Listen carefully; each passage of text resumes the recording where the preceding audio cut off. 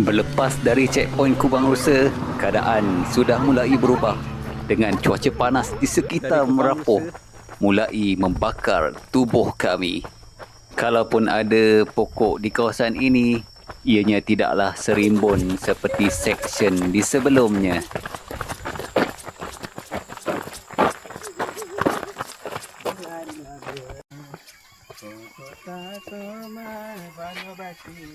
Satu kilo berapa, Bai? 1 kilo RM4. RM4. Harga market lah. Ini selalu hantar dekat Pasar Merapoh ke dekat Gua Musang? Gua Musang kat Semusang. Oh, dekat supermarket sana lah. Okey. Di kawasan penanaman sayur ini juga merupakan antara laluan terakhir bertanah sebelum kami mula masuk ke seksyen Jalan Tarmak. Berbanding edisi sebelumnya, race course pada kali ini tidak menyenaraikan laluan di Pencawang.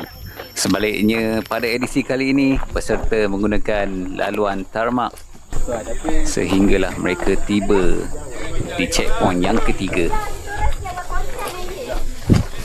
Bos sampai sweeper. Aduh, menunggu. Alamak, kita bertemu ni. Aduh, Angga, lambatnya. Siapa 55?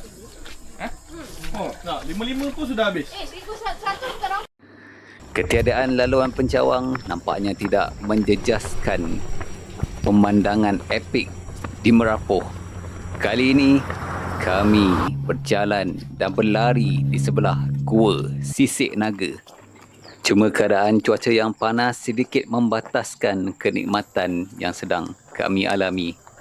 Jika kurang air dalam badan, boleh menimbulkan masalah dehidrasi kepada para peserta. Macam tu kita extra sikit, 6 minit. Extra. Habis tu turut tempat atas ni. Dia baru bagi, apa yang bahu balut tu baru pakai sikit. Kasi dia padat juga.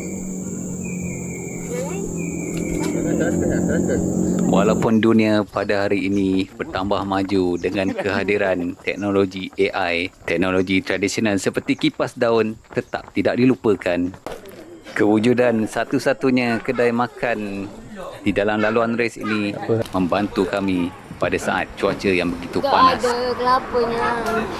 Kenapa? Ada ke pokok? Ada ke pokok ke kenapa? Hingga ke detik ini, kami masih belum menjumpai kelibat pelari 55 km. Selain warung makan, juga terdapat checkpoint daripada penduduk di sekitar kampung ini yang bermurah hati untuk melayan kehadiran pelari yang tiba di sini.